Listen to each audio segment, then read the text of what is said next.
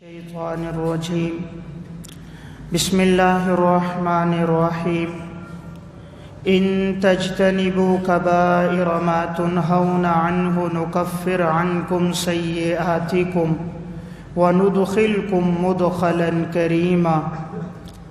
وقال الله تعالى في مقام آخر والذين يجتنبون كبائر الإثم والفواحش وإذا ما غضبوا هم يغفرون. وقال الله تعالى في مقام آخر الذين يجتنبون كبائر الإثم والفواحش إلا اللمم إن ربك واسع المغفرة. صدق اللہ العظیم. قرآن کریم میں اور احادیث مبارکہ میں بعض گناہ ایسے ہیں جن کے بارے میں بڑے سخت الفاظ میں اللہ رب العزت نے اور نبی اکرم صلی اللہ علیہ وسلم نے وعیدات ارشاد فرمائی ہیں. گناہوں کی دو قسمیں ہیں، ایک گناہ ہے کبیرہ اور ایک گناہ ہے صغیرہ. جو صغیرہ گناہ ہوتے ہیں یہ انسان کی عبادات سے معاف ہو جاتے ہیں، وضو کرنے سے معاف ہو جاتے ہیں، لیکن جو کبیرہ گناہ ہیں یہ بغیر توبہ کے معاف نہیں ہوتے. قرآن کریم میں بھی اور حدیث مبارکہ میں بھی گناہوں کی دو قسمیں بیان کی گئی ہیں. قرآن کریم سورہ نساء میں اللہ رب العزت نے ارشاد فرمایا ان تجتنبوا کبائر ما تنہون عنہ نکفر عنکم سیئاتکم.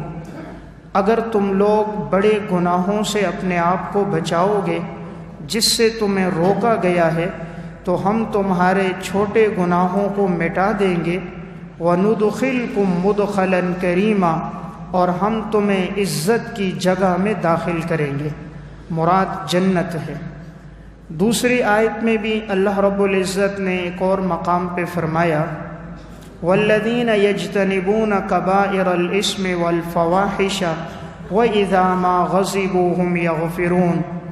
ایمان والے وہ لوگ ہوتے ہیں جو اپنے آپ کو بڑے گناہوں سے اور بے حیائی کے کاموں سے بچاتے ہیں، اور جب وہ غصے میں ہوتے ہیں تو لوگوں کو معاف کرتے ہیں. اس آیت سے بھی معلوم ہوا گناہوں میں ایک بڑے گناہ ہیں اور ایک چھوٹے گناہ ہیں. قرآن کریم نے تیسرے مقام یعنی سورہ نجم میں بھی اللہ رب العزت نے فرمایا الذین یجتنبون کبائر الاسم والفواحش الا اللمم. ایمان والے وہ لوگ ہیں جو اپنے آپ کو بڑے گناہوں سے اور بے حیائی کے کاموں سے بچاتے ہیں سوائے چھوٹے گناہوں کے. ان ربک واسع المغفرہ، یقیناً تیرا رب بخشنے والا ہے. قرآن کریم کی ان آیات سے پتہ چلا گناہوں میں بعض گناہ بڑے بڑے گناہ ہیں. حدیث مبارکہ ہے نبی اکرم صلی اللہ علیہ وسلم نے ارشاد فرمایا الصلوات الخمس والجمعۃ الی الجمعہ والرمضان الی رمضان مکفرات لما بینہن اذا اجتنبت الکبائر. صحیح مسلم کی روایت ہے، آپ نے فرمایا جو شخص 5 نمازوں کا اہتمام کرے اور ایک جمعے سے دوسرے جمعے تک اہتمام کرے، ایک رمضان المبارک کے روزے رکھے، پھر اگلے سال بھی رمضان کے روزے رکھے، تو درمیان میں جتنے گناہ ہوں گے اللہ معاف کر دے گا.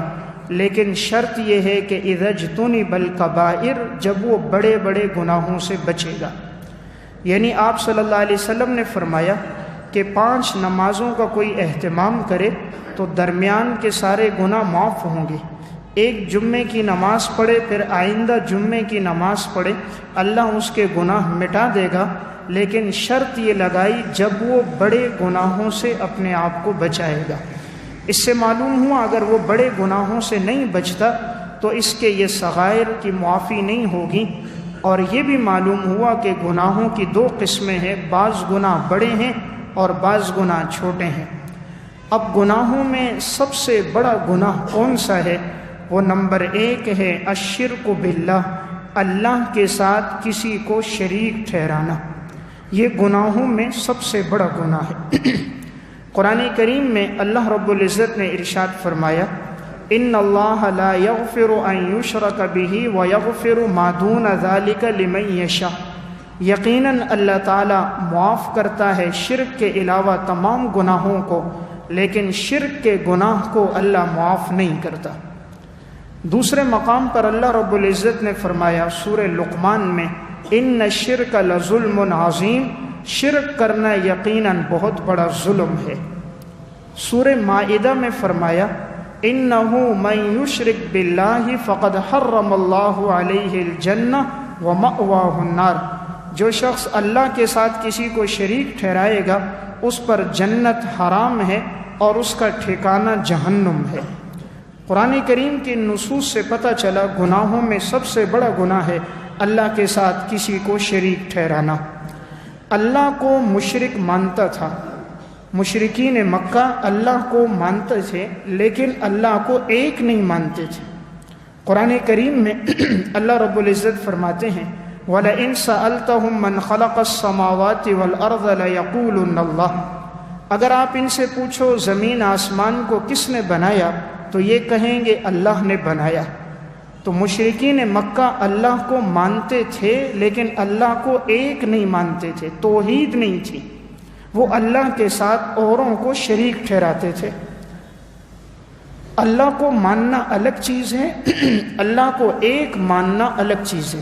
تو اس لیے گناہوں میں بڑا گناہ کہ اللہ کے ساتھ کسی کو شریک ٹھہرانا۔